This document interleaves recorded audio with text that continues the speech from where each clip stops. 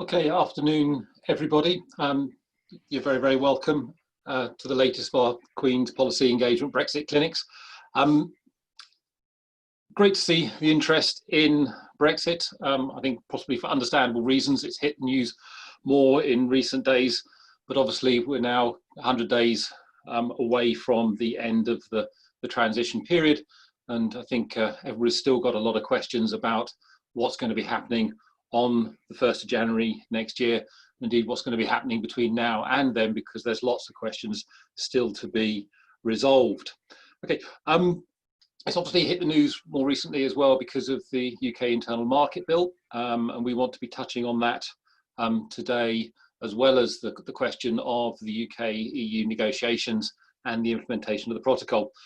Three presentations this afternoon. I'm going to kick off with an overview of the implementation of the protocol, where we are, and some comments on the UK-EU negotiations. Vivian's going to come in and talk about the UK internal market and devolution and some of the principles underpinning the UK's approach to the internal market and what this means for the balance of powers between Whitehall, Westminster and the devolved administrations. And then Katie, hot from the House of Commons, is going to be talking about the UK Internal Market Bill and the protocol, where we are on issues still to be addressed to do with the implementation of the protocol from the 1st of January next year, particularly around the movement of the goods. And I think she's going to say a few words about the significance of no deal. And then, as is conventional, we'll move into Q&A and hopefully be able to answer some of the questions which you may be throwing at us. So I'm going to start here with, here we go. Yeah, Brexit, where are we with 100 days of transition to go? I think we've got still a lot of work to be done, a lot of questions still to be answered. What I want to do is look at three things, just give you an overview of where we are, some of the key questions outstanding, some of the key issues still to be resolved, give you a sense as to where we are with the implementation of the protocol, and then where we are in terms of the UK-EU negotiations.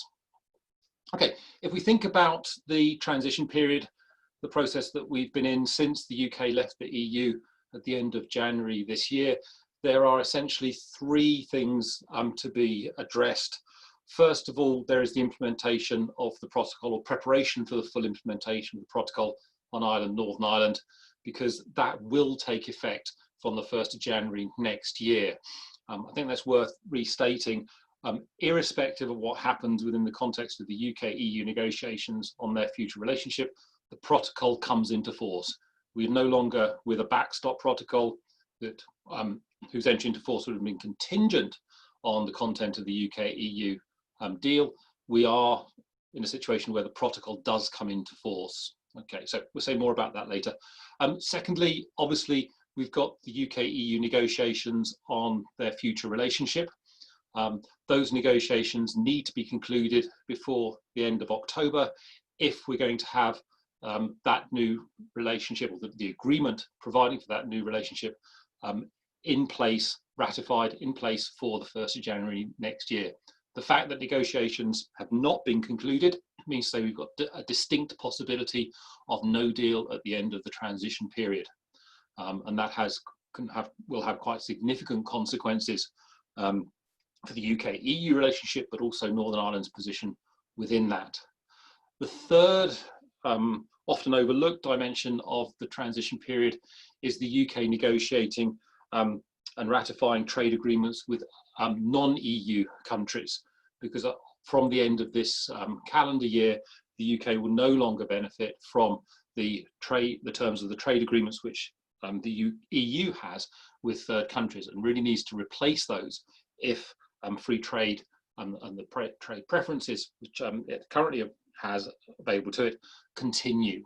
Okay, you probably saw there's been an agreement reached on an agreement with Japan, for example. I think we can expect a number of other announcements in the coming weeks and months, and those are going to have implications for trade between the UK and the rest of the world. Okay, so that's what we're looking at in terms of transition. Where are we on the first two of those, so implementation of the protocol and the negotiations on the UK-EU relationship. Okay, a couple of weeks back, things seem to be going relatively smoothly. We got UK and the EU engaging on the implementation of the protocol through what we call the Joint Committee, Specialised Committee. Both had met twice. However, still a fair amount of work had to be done. What we've seen since the beginning of September is an extraordinary meeting of the Joint Committee being called and held at less than 24 hours notice, and we come on to the reasons for that in due course. The next meeting of the Joint Committee is going to be taking place next week. There's also meant to be a joint consultative working group established as part of the protocol. That's still to be created. Okay, four key sets of decisions which the Joint Committee is supposed to be making before the end of this year so that the protocol can function effectively. One, with the minimum amount of disruption. One is around the criteria for at-risk goods that could be exempt from any tariffs applicable on the movement of goods between Great Britain and the EU. Really important as there is the conclusion of a UK-EU free trade agreement to avoid the possibility of tariffs. There's also a decision needs to be made about level of permissible agricultural support in Northern Ireland, so that you don't have a market disruption there, and that Northern Ireland producers can continue to trade across the border. There's also some decisions around fish products be exempt from tariffs, and then there's the whole question of the EU's monitoring arrangements for the protocol. The UK is responsible for the implementation of EU law in Northern Ireland, so the Union Customs Code, for example, but the EU is to have monitoring arrangements in place. Those have to be agreed between the UK and the EU. The agreement is still outstanding.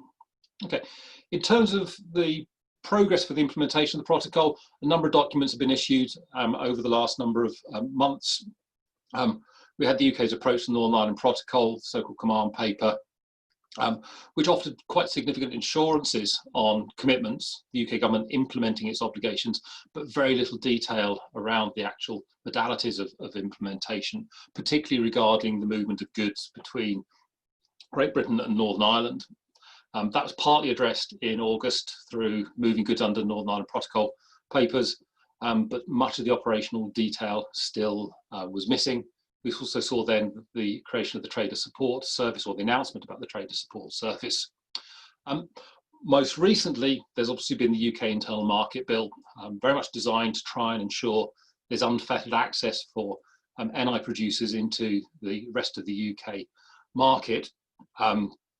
Katie will say more about this in due course, but one of the key reasons why the Internal Market Bill has hit the headlines and why we're talking far more about the protocol and Brexit than we were 2 or 3 weeks ago is that clearly that contained a number of provisions in there which would allow a UK minister to disapply or modify procedures around moving the goods from Northern Ireland to Great Britain, and also interpret Article 10 on state aids, raising significant questions as to whether the UK government is fully committed to implement the protocol as agreed.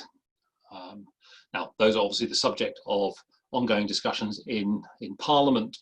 What was also adding to concerns around the UK government's commitment here to honour its obligations under the protocol and under the withdrawal agreement more generally, is the signal that the UK government made that in the finance bill coming probably in October, November, that it would include provision for a UK minister to determine the criteria for GBNI goods at risk of onward movement into the EU internal market, and therefore subject to applicable tariffs. For the UK government minister to take this would be in breach of the protocol. Okay, so this has led to a fair amount of reaction, as one can imagine, both within the EU in terms of concerns about the UK's willingness to breach its obligations in the protocol, in the withdrawal agreement, but also I think more broadly in terms of whether third countries can trust the UK to implement international treaty obligations. Yeah. Yes, some of the concerns of Tory backbenchers have been assuaged by the UK government's agreement in an amendment to the internal market bill to have a parliamentary lock on the safety net powers. But I think it's safe to say, from everybody else's perspective, those concerns which the UK internal market bill's publication aroused persist. So the EU, for example, is insistent on the UK removing the offending clauses by the end of September, if there's to be progress in the progress towards concluding an agreement with the UK on its future relationship. It's also indicated that it's looking at the legal remedies available to it in the withdrawal agreement and the protocol. And as Markos Sefcovic, the EU commissioner responsible for implementation of the protocol, indicated, the EU will not be shy in using those. So still decisions to be taken on the protocol. The institutions are operating, but the politics around the protocol now seems to be rather febrile. We'll have to see how that plays out over the coming weeks. But suffice to say, we're not in a position where the decisions have been made for the implementation of the protocol such that it can enter into force as envisaged fully on the 1st of January next year. So still work to be done there. In terms of the negotiations on the future partnership, we're at a stage where we've now had 8 rounds of negotiations. The last of those was in the middle of, or early part of September, and you can see there the essence of 2 statements issued following that most recent round of negotiations. On the EU side, indicating that the UK is not engaged in a reciprocal way on fundamental EU principles and interests, and that significant differences remain in areas of essential interest for the EU. Fair amount of space between the EU and the UK on key areas of negotiations. From a UK perspective, David Frost, lead negotiator, said that these were useful exchanges. However, a number of challenging areas remain, and the divergences on some are still significant. The fact that we've still got divergence of interest, the fact that we've not got signals that an agreement is imminent, means to say that the chances of a no deal situation on the 1st of January next year are probably as great as they've ever been.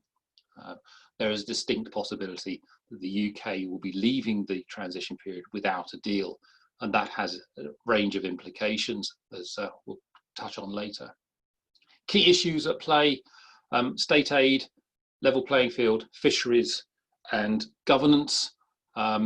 It's difficult to say exactly how far they've got in the negotiations because the detail is not necessarily in the public domain. But basically on state aid, the UK is resistant to following EU rules and being susceptible to the EU regime. On the level playing field, the UK resisting commitments for dynamic alignment with some EU regulations, particularly around environmental standards, energy and labour. Although there are indications that there could be a compromise on that, whereby the EU would be able to withdraw concessions on the free movement of goods between the UK and the EU if the UK reneged on its obligations under the agreement and dropped some of the standards. On fisheries, the big questions are the level of access to UK waters for fishing boats from the EU, but also there's the whole question of UK access to the EU market for selling the fish that are caught.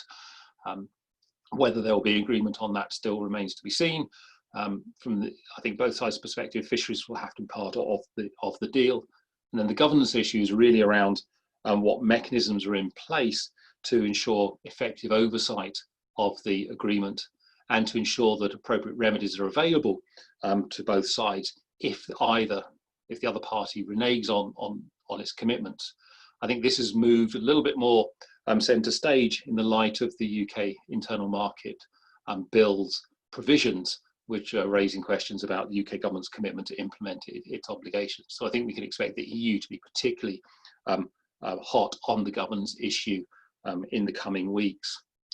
Okay, ninth round of negotiations next week. We've also got a joint committee next week, so busy week on the Brexit protocol front. We've then got a special European Council on the 1st of October. It was due to take place this week, but was postponed yesterday. The UK government has signalled that its deadline for an agreement is the 15th of October. And if there isn't an agreement, it would walk away. Whether it will or not, I think is very much open to question. Both sides seem committed to or wanting to see a deal. From an EU perspective, the European Council meets on the 15th. Be interesting to see how it responds to the state of play in negotiations. Clearly, the hope is that the European Council will be signing off on a deal, political deal, which has been reached between the UK and the EU, essentially because in order to secure ratification of an agreement reached, it has to be agreed by the end of October so it can go to the European Parliament. On the EU side, the European Parliament has to sign off on any deal. UK Parliament has to sign off as well.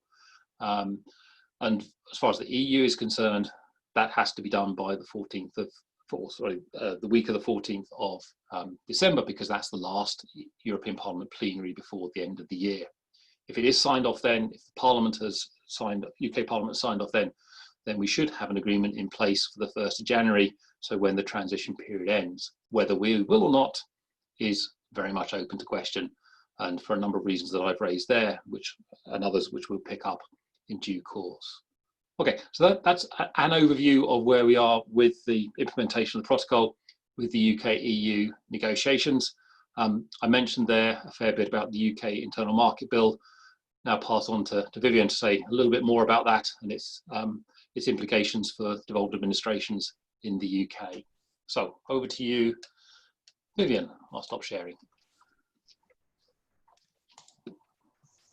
Okay, so thank you very much, David. I assume my screen sharing is working. Please let me know if that's not the case.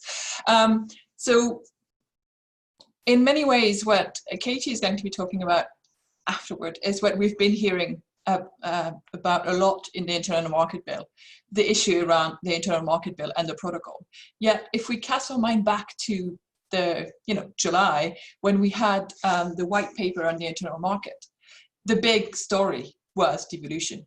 And in many ways, we are not seeing much around devolution anymore because of what's happening on the protocol in the bill. But it's really important to think through the Internal Market Bill and what it does to devolution. And it will affect the devolved nations differently, of course, because of how Northern Ireland is a place apart in this new setup through the protocol. So this is what I'm going to be trying to talk to you about today, how we're seeing from the UK government the fact that the Internal Market Bill is presented as this power surge for the devolved administration, whereas on the Scottish, even the Welsh side, it is often portrayed as a power grab. So which one is it? Vivian, can you share screen again? It doesn't seem to be coming through. It's not working? No. Okay, is it working now? Yes, that's it. Okay, thank you. So that was fine, it was not first slide.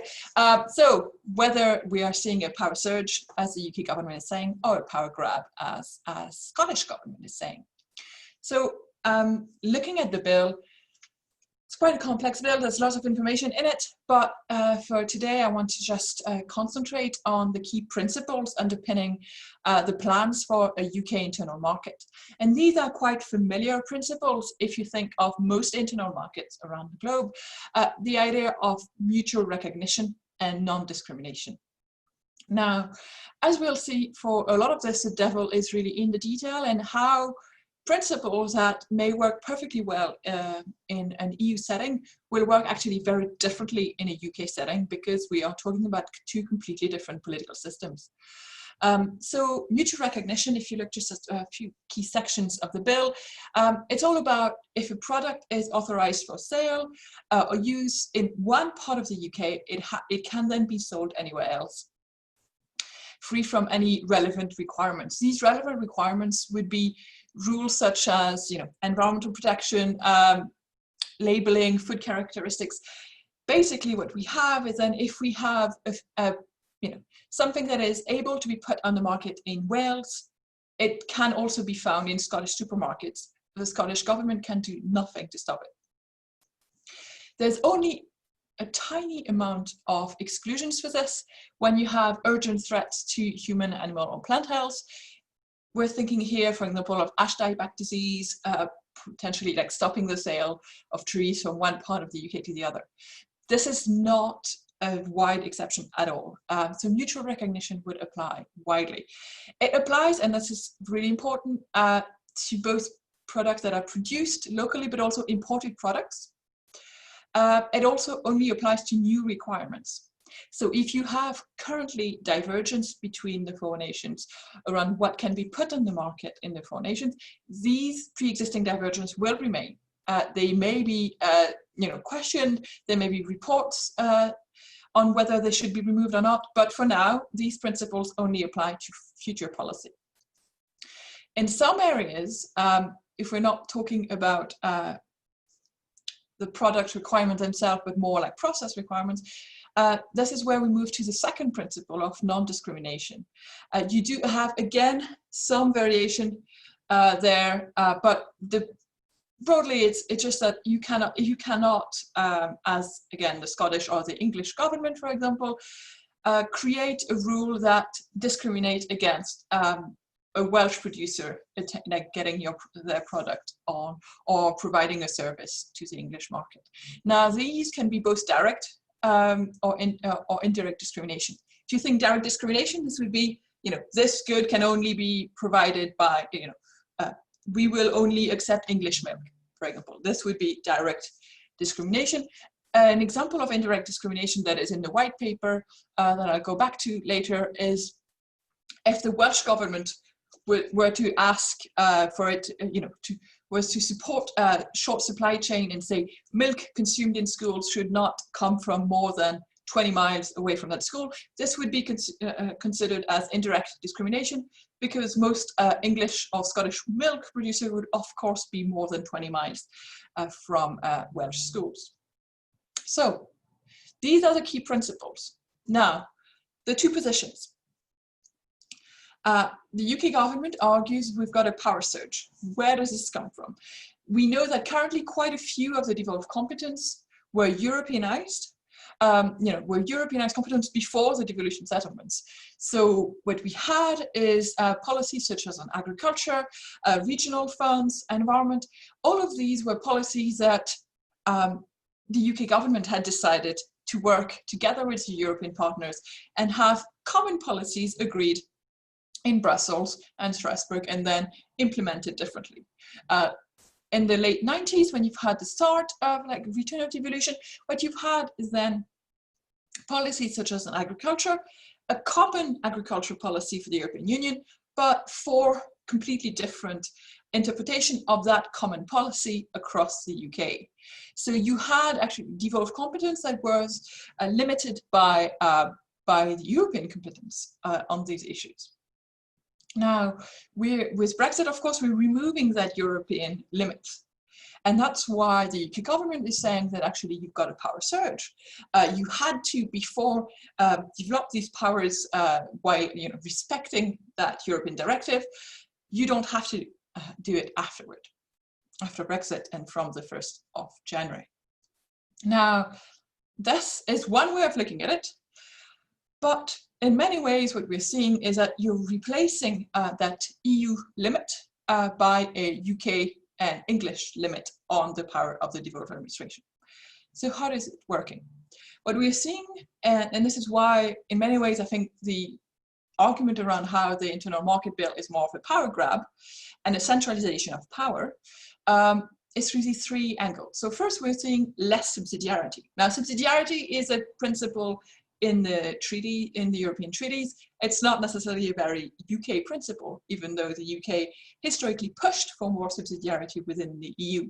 It just means that you should have, as much as possible, decision as close to the people as possible for the same level of, for the same quality of governance. Now, What we're seeing is, first, there are much fewer exceptions to the internal market principles. These principles exist in the EU internal market, but a member state can always decide if there are key issues around environmental protection, around consumer protection, around health.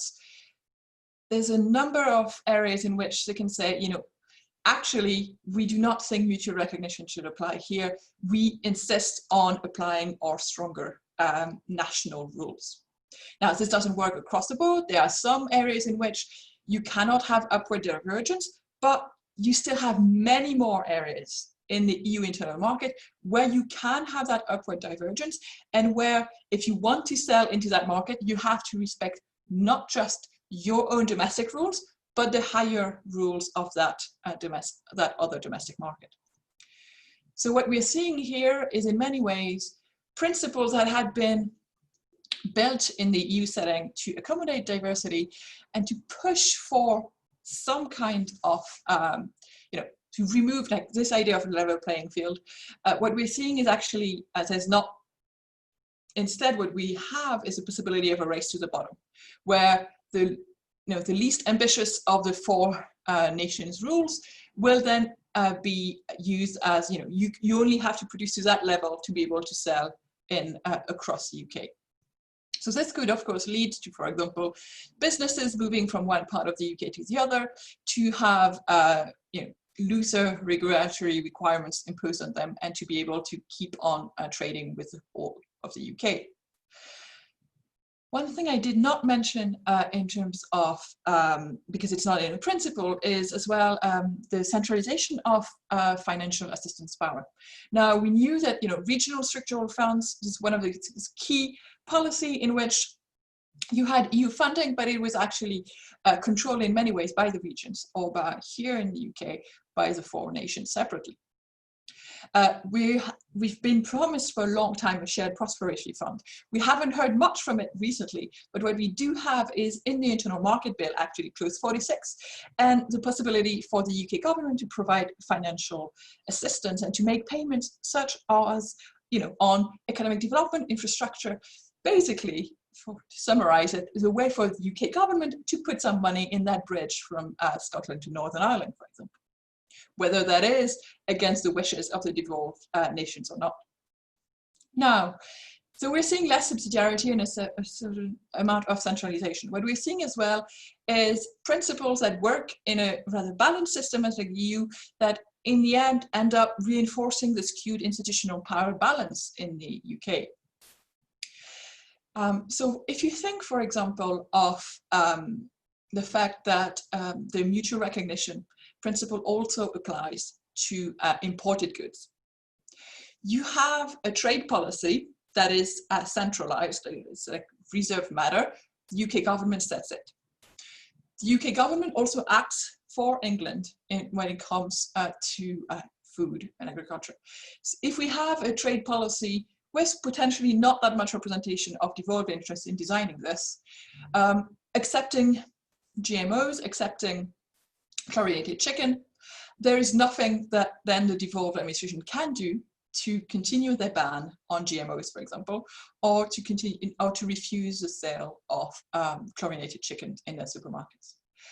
So in many ways, what we have is like UK reserved competence. There's a risk that it does align with English interests in many ways. And what you have then is, even though on paper it's represented at these four nations setting their norms and diverging from each other, what you have is the norm will be set in Westminster, and what the others will do is only the ability to diverge from the norm. Yet, actually, while this ability will exist on paper, economically it will be very difficult. And this is because the English market is so much bigger. So if you think, for example, about the different size of the market, if you end up as a Scottish government producing a new regulation that adds some cost on your domestic producers, but all the rest of the UK can still sell into your market without having to meet these additional costs, then what you are doing is harming your own domestic industry. You might be doing this for very good policy reason, But what you're doing is making sure that your producers have to meet higher standards than both international producers linked to the UK through trade agreement, but also their English, Welsh and Northern Irish counterparts. And so this leads us to a risk that in the end, the rules which will matter will be the rules decided for the bigger market. So just to summarize this in terms of practical examples, what we have is a big challenge to the devolved administration to actually use the competence that they are given through this power surge. If you are giving a lot of power, but you cannot in practice use it, it's arguable that it's not really a power surge. So if we're looking at minimal alcohol pricing or single-use plastic ban, for example, these are two policies pioneered in Scotland and Wales that would not be able to be applied in the same way now. Now, minimal alcohol pricing, because it pre-existed the bill, for now, you know, English beverages sold in Scotland will also have to meet this requirement. But if you've got changes to this minimal alcohol pricing level, for example, if it's increased, that increase would only affect Scottish producers, not producers from the rest of the UK. The single-use plastic ban is an interesting one as well, because you have actually quite a lot of difference between what is considered within the English part of that policy and the Welsh and Scottish part. So this is why I put cutlery. Plastic fork, for example, is included in the Welsh ban. It is not included in the English ban. So you could have, you know, you're going to the supermarket in Wales, you want to buy a salad, you have to, you know, the Welsh one will have, you know, bamboo forks with it and it will be a bit more expensive, but you can still buy the English salad with the plastic fork. This would really undermine the ability of devolved administration to set higher environmental standards. So here it's really important that remember, so this applies to new policy. So if the devolved administration really cares strongly about a policy objective, now is the time to get cracking and to actually publish a lot of these higher standards now before the internal market bill comes into play. Now, of course, as I mentioned, it's also the bill also mutual recognition also applies to produced and imported goods. So we know currently that there is a possibility for opt-out from GMOs on the market under EU law, and all three devolved nations have opted out. England has not. This raises alarm bells when you think in terms of trade policy and the fact that it's very likely that because it is a devolved ban but a UK-wide ban, and this ban would not be replicated in UK trade policy, and so you would have no ways for the devolved administration to stop GMO products coming into their market, again, unless they currently and quickly legislate against this. As I mentioned, again, we have this example of the local milk shown as an example of indirect discrimination in the white paper in July. This raises a lot of questions as well around the type of food system we want. We've seen the issues with getting some of the goods we consume during the pandemic. So there's been a lot of discussion around the relocalization of food systems and trying to, you know, consume more locally. This would be seen as constituting discrimination under the internal market bill. So these principles, while again very, you know, almost self-evident in the abstract, actually when you see how they apply in practice, because of the skewed balance of power in the UK, actually will play out very differently than they do in the EU setting. So in conclusion, what we have is really devolved competences at risk. This is not surprising if we see what we're hearing from the Scottish Government on the internal market bill, or what we hear as well from Welsh ministers, but even from the Northern Ireland Assembly who voted last night on this. We're seeing a lot of powers coming back, but really important to read the small print on this. These powers look like they're coming back, but in many ways, if they only apply, if you can only regulate your own producers and not everything that is put in the market, you end up having a very hollowed out power. There's a big worry around the centralization of funding. This is a worry that has been especially articulated in Wales.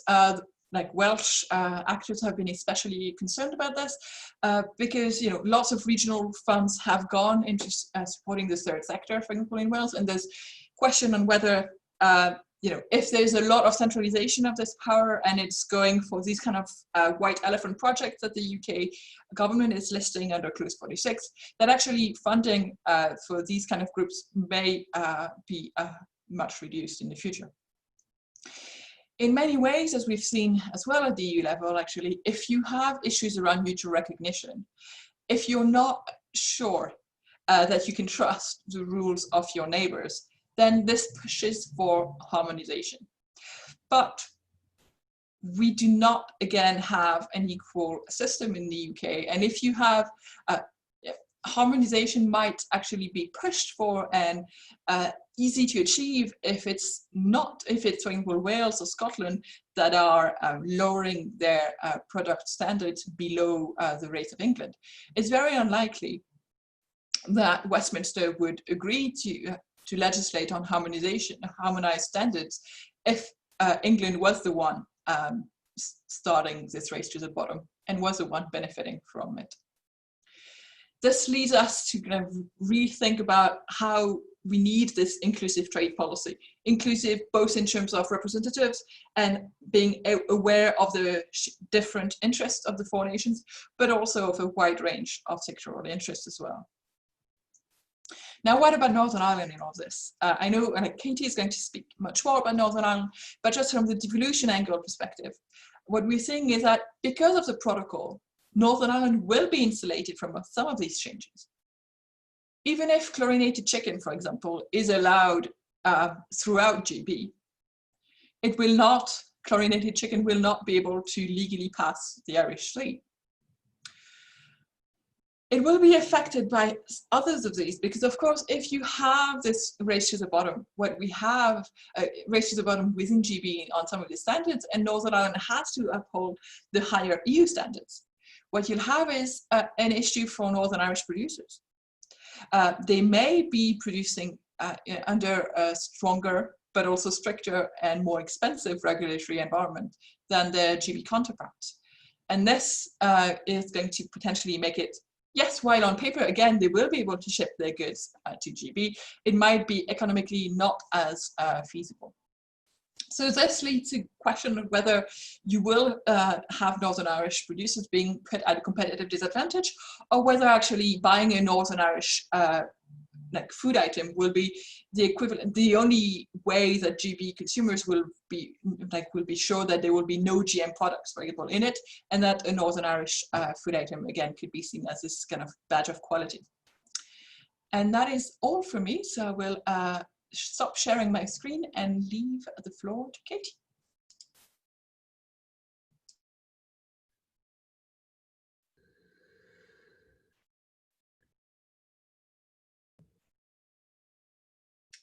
Okay, thanks very much, Vivian. Can you see the screen okay? Yeah. Yes. Marvelous. That was such a superb explainer on the UK Internal Market Bill. Thank you for that. So I'm going to pick up on the question of where the protocol stands in light of the UK Internal Market Bill. And I guess just to say, is there still signs of life in it, or is this a kind of death knell for it? Not to be too dramatic or anything. So basically, Vivian mentioned Part 5 of the UK Internal Market Bill deals with the Northern Ireland Protocol. And it's worth remembering that in the white paper that was issued on the UK Internal Market back in July, there wasn't very much mentioned about Northern Ireland or about the protocol, but it did say that the measures to be taken will be done bearing in mind the need to implement the protocol.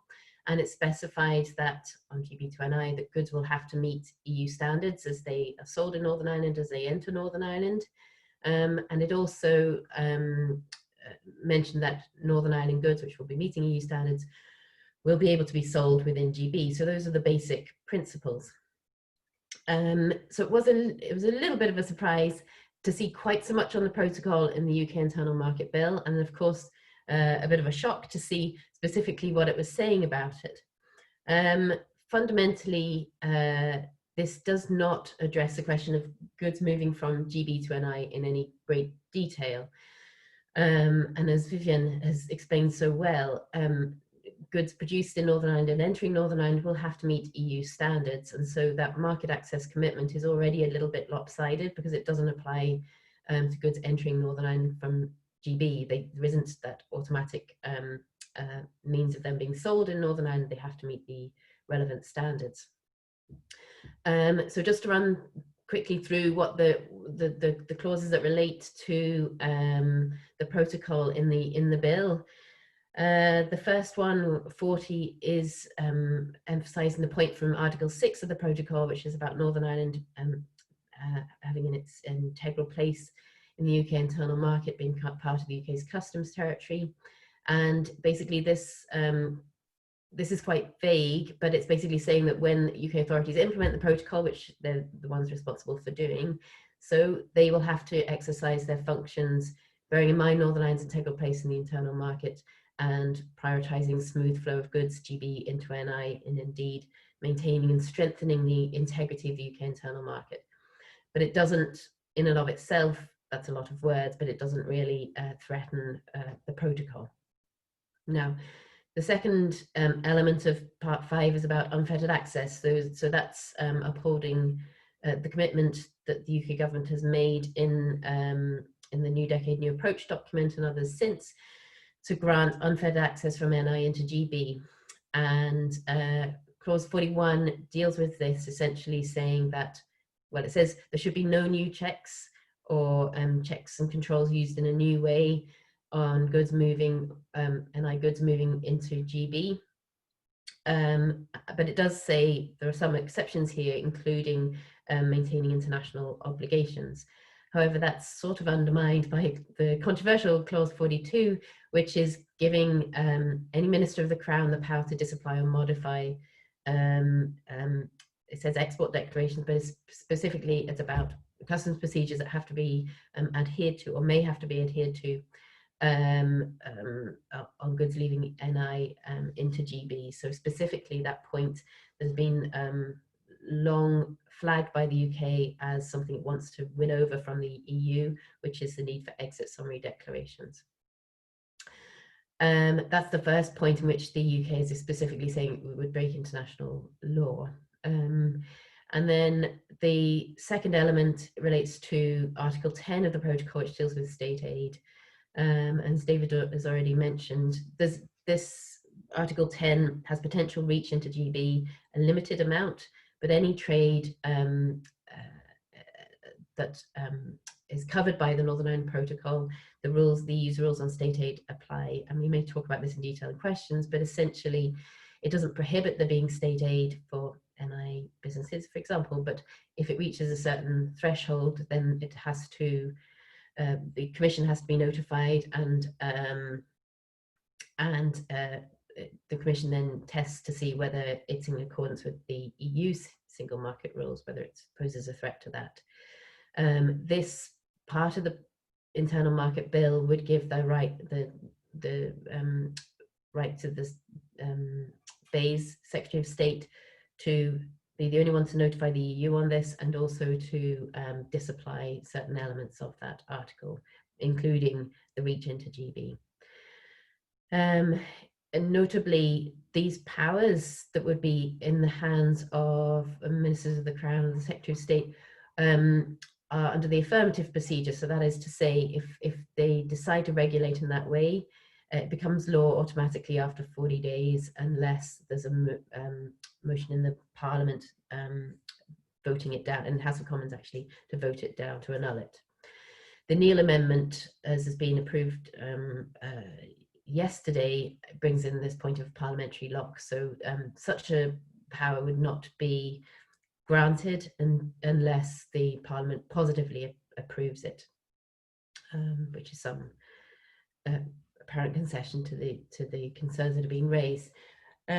So 45 just makes it absolutely clear that the intention is to be able to give British government ministers the power to disapply certain elements of the protocol. And a lot of the language around it, as we've seen from government ministers, is about it being a safety net or an insurance policy, or even a backstop, if you like. And it's that's quite a strong argument that's been made, that effectively these powers won't be used unless we have a situation of no deal, which would most particularly bring some of these issues more into light. But it is worth remembering, as many people have pointed out, Article 16 of the protocol, which does allow unilateral action if it's seen to be, if the implementation of the protocol means there's been serious economic difficulties. David's already mentioned some of the reaction from the EU to all of this. Essentially what the EU has been looking for is a means of rebuilding trust. And as David had said, there had been good progress, or significant progress being made steadily on some of the details of all of this. And so it did come as a surprise that that the UK would threaten this for whatever particular motivation. And as everybody is well aware, I'm no lawyer, but I've catched this from the Institute for Government, which is a really lovely, clear illustration, I think, of what the dispute settlement mechanisms are under the withdrawal agreement. And essentially it shows, and this relates to the protocol as well, so essentially it shows that the joint committee, that UK-EU body, was charged with overseeing the implementation of the withdrawal agreement, including the protocol, is where disputes should be resolved in the first instance. If it's not resolved that way, then it's referred to an arbitration panel. If the dispute is related to EU law, then it goes to the European Court of Justice, who then issues a binding ruling, which is then enacted by the arbitration panel. If it's not, then it's up to the arbitration panel to give its assessment. And you can see there the potential outcome for this. I mean, all of this, unsurprisingly, rests on the assumption that the parties would agree to adhere to the law ultimately. I have heard some lawyers comment that even in putting this potential power into that in the bill gives rise to questions about obviously good faith, and some suggesting that Article 131 of the withdrawal agreement could then come into play, which is about putting this directly to the European Court of Justice, but that in and of itself isn't that helpful given the time it would take to resolve such a complicated matter. So all of this comes on top of existing uncertainties and a great lack of detail when it comes to preparing for the end of this year. And this is a slide that I produced in light of the elements that the UK government itself had said still needed information on and guidance on and decisions on. And this was produced on 7th of August. And basically what we can see from this, and I don't expect you to read it all, but is the one thing that we do have some movement on is, of course, that promise of legislation on unfettered access. Unfortunately, it's proved to be, obviously, hasn't really added much more certainty. In fact, it's removed quite a lot of certainty when it comes to knowing what we're going to be dealing with come the end of the year. Another point to raise is this question of what goods will be considered at risk, and David has explained it clearly at the beginning there, and we know from the UK government statement last week that this question of which goods will be designated as being at risk of moving into the EU via NI from GB, therefore subject to tariffs, that the UK government plans to take that power into its own hands in the finance bill, which we're expecting in October sometime. So the reason I'm mentioning this is to say we can only expect the heat to intensify over the coming weeks, I imagine, if this is the plan of the UK government to take yet another means of breaking international law into its own hands.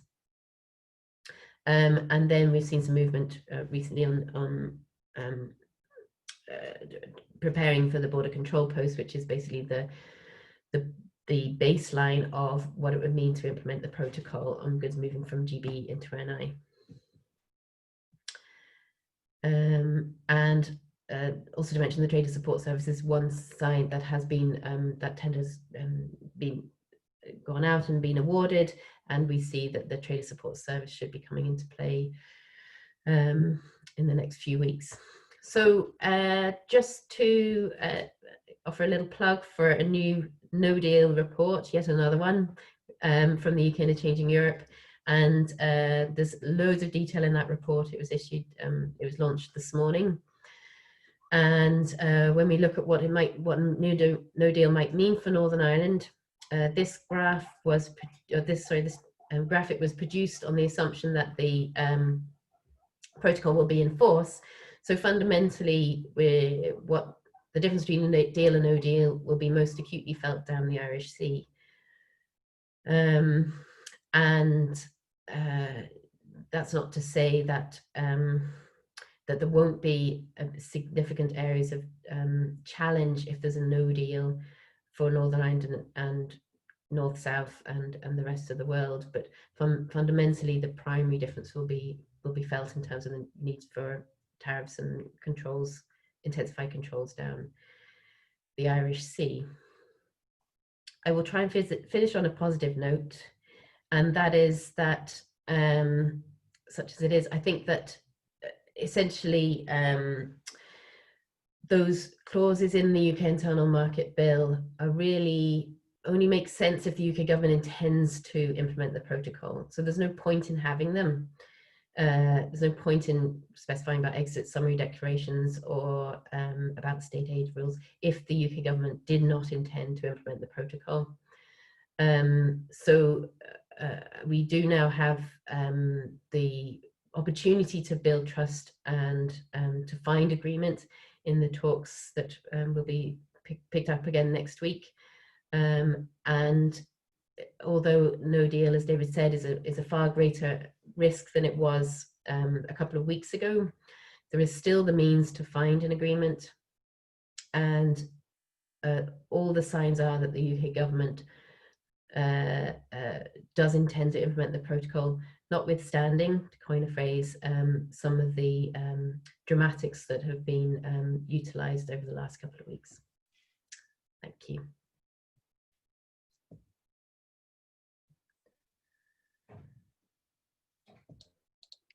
Okay, thanks very much, Katie, Vivian. Plenty there for us to be thinking about, and we've got at least one question coming in the chat. If you have got a question, can you please put it in the chat, or at least signal that you'd like to come in and raise a question, and I will come to you. We've got one there from Frank Gibbon, and asking, does the panel have any insight into the level of confidence with policymakers reaching a deal that won't trigger the need for the Northern Ireland Protocol, or is the Northern Ireland Protocol now just the default? Katie? Yes, so the protocol will be there. So it's not necessarily going to be triggered. It actually is there and in force and will be, you know, operable. I think the question is relating to whether the BGB to NI tariffs in particular. I actually didn't see the question. And so it's definitely the case that if you have a UK-EU deal, even a bare minimum one, which is basically zero tariffs, zero quotas, then that really reduces the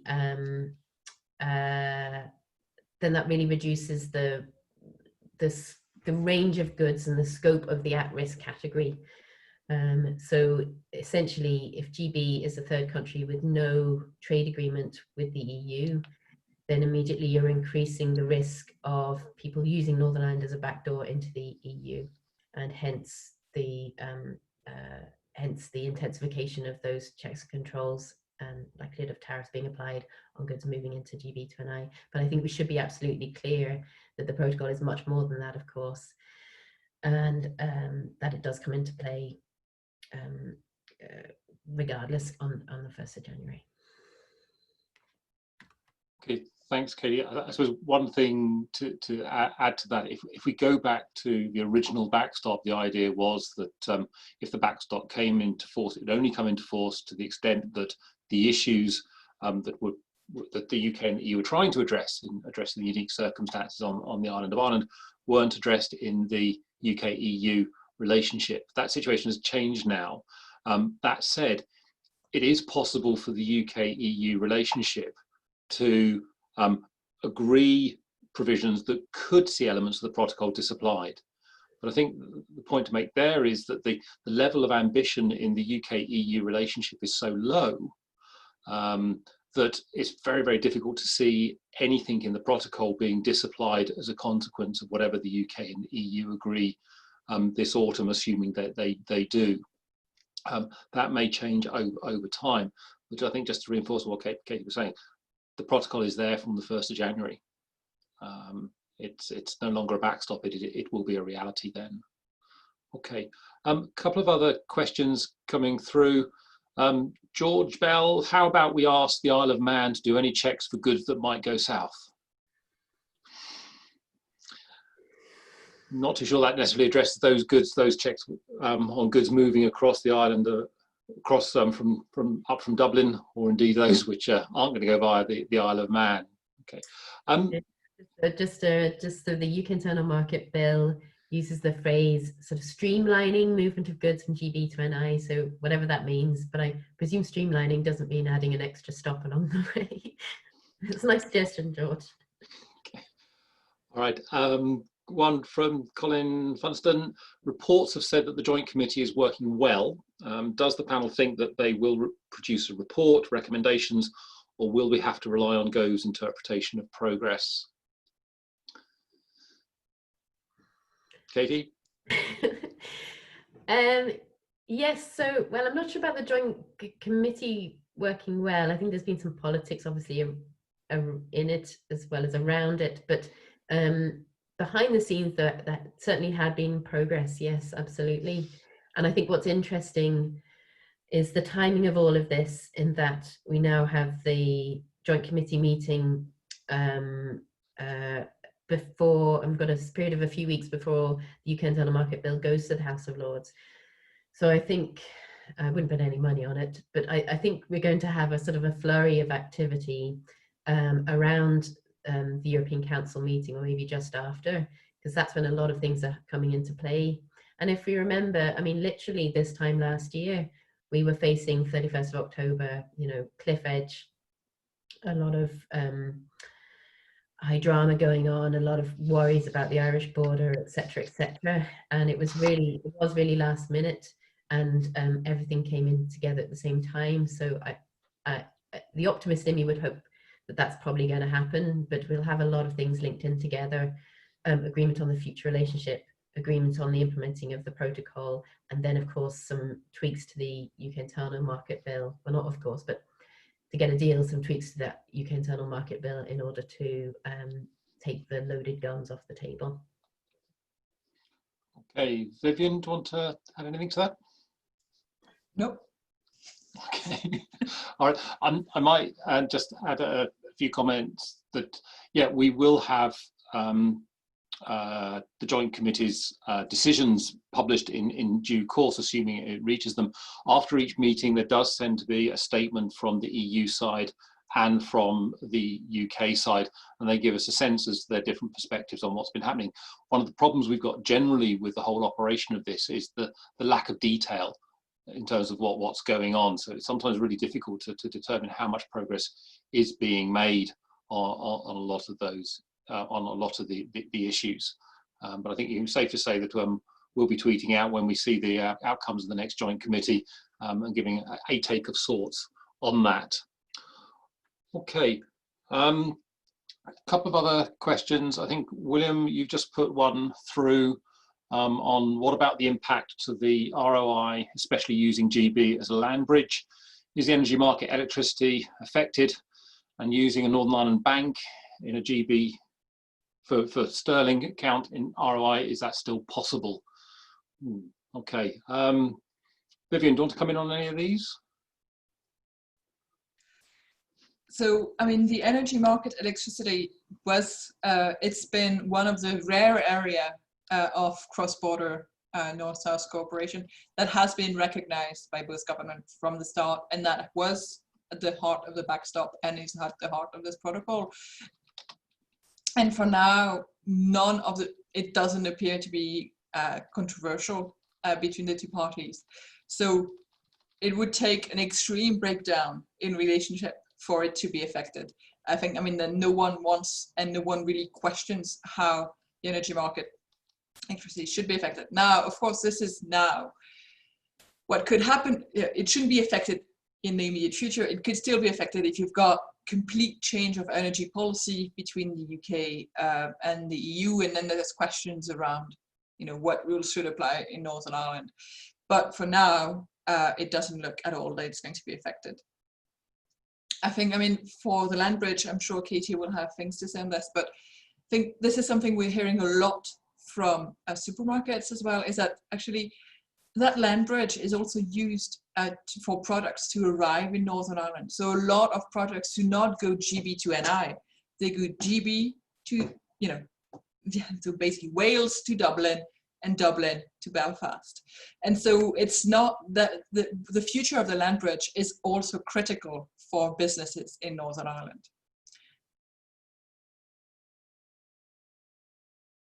Sorry, Katie, do you want to come in on that?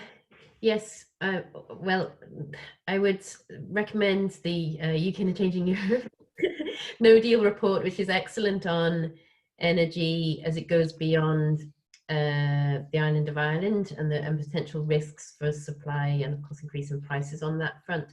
And it also covers other areas, including such things as personal bank accounts and the like. So I'm just pointing you to experts who really would be able to give you the information on that. On the land bridge question, well, we've known for some time that transit procedures will be needed for goods crossing from NI into the rest of the EU via GB. But as has already been flagged, that the difficulty comes in those sort of mixed, thanks Vivian, that comes in the mixed loads, and in particular how Northern Ireland goods accessing GB via Dublin will be treated. And there's still a huge amount of clarity needed on that front, not just on whether they will have to use transit procedures, in which case that affects mixed loads, but also whether they will face having to have import declarations coming from Dublin. So there's a lot of clarity needed on that issue of unfettered access via indirect routes. Okay, thanks.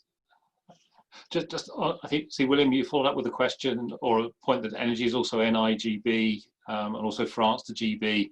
I think terms there are going to be dependent on what's agreed in the UK-EU relationship, which again, we don't know much about. I think one of the interesting things about that relationship is going to be what happens to services. A lot of the focus is on the moment is about what's happening around goods, but services is also going to be an interesting dimension. And obviously that is then also significant for Northern Ireland, insofar as the protocol only really deals with goods. The service dimension in terms of north-south trade is going to be conditional on what's agreed in the UK-EU relationship. Okay, there's another question that has come through which I'm going to come to Vivian with.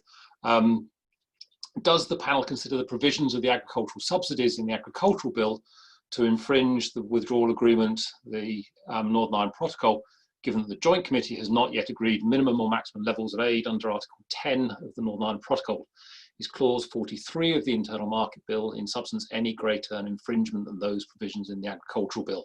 I'm assuming that of all of us, Vivian is the one who's been looking at the Agricultural Bill. Yes, it's been some time, because it's one of these bills that was supposed to pass quite some time ago, and that keeps on coming back and not being finalized. So we still have actually quite a lot of questions around, and whether it's, you know, what's in the bill now is going to be what comes out of Westminster in the end. I think in any way, Clause 43 is a greater infringement because it's about state aid generally, not state aid in agriculture. And the EU cares much more about state aid generally than state aid when it comes to agriculture, because the EU knows that it is extremely unlikely that the UK government is going to decide to subsidize agriculture more than the EU. Now, the issue around state aid is, you know, if you would have much more public subsidies from the UK government undermining, European producers on the single market. This is completely unlikely to happen on the agricultural front. We're talking about reduced subsidies, any case. And that's also why I think in many ways, this could be seen as infringing, but it is not infringing in a way that harms the single market or European producers. And that's why it doesn't strike as much a chord with EU figures. It's also a moment where, so the rules around the agricultural, like the amount of agricultural subsidies, depends on both past and future, funds spent in the UK, but also in the EU. And we are in the middle of a reform of the common agricultural policy in the EU. So actually that level is kind of agreed because we've got a new multi-annual financial framework, but it's not fully agreed yet. It still needs to be accepted by Parliament. We still need to have the future agricultural policy. So basically, the areas in the two poles between which that amount of agricultural subsidies has to be found, these are not clear. We don't know exactly how much it's going to be spent on the UK side. We don't know how much is going to be spent on the EU side. And so there's not going to be much clarity now. And that's why I don't think it's as much of infringement, because you would need to have clarity on the UK and EU side before you can actually infringe. But that's my non-legal perspective on this. It could be that it's an infringement, but at least for now, politically, no one cares.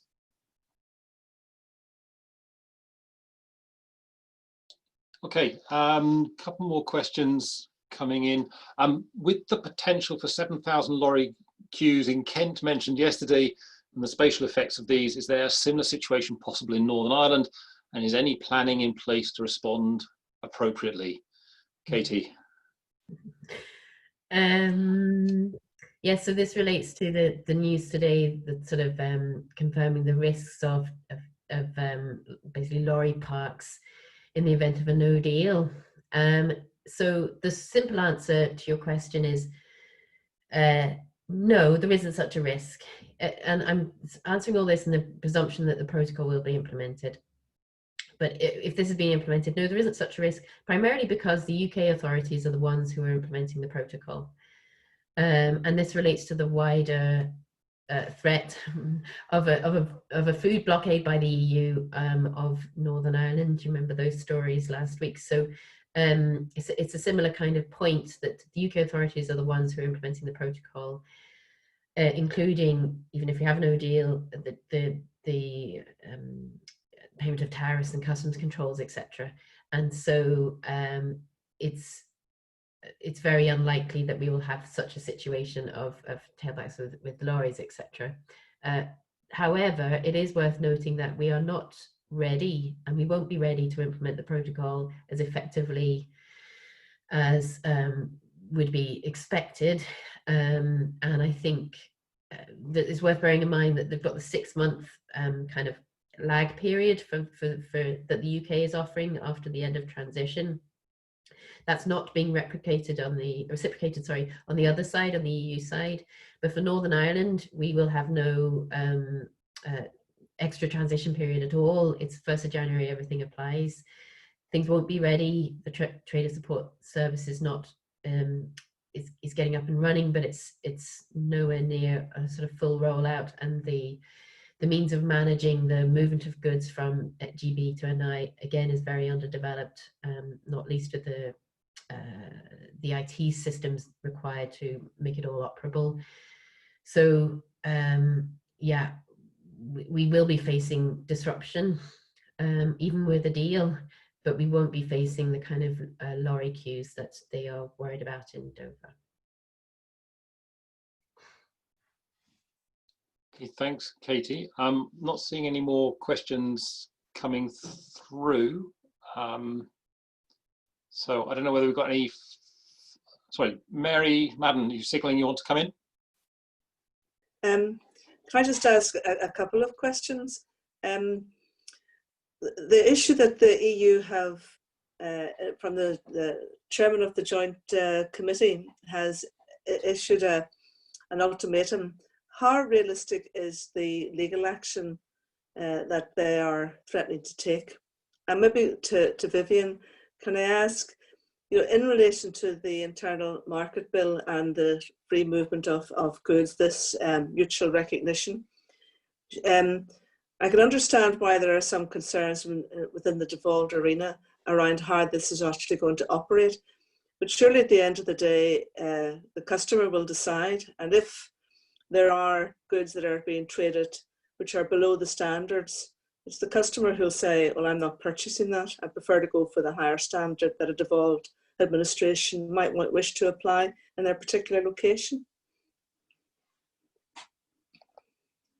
Okay, thanks, Vivian. Do you want to...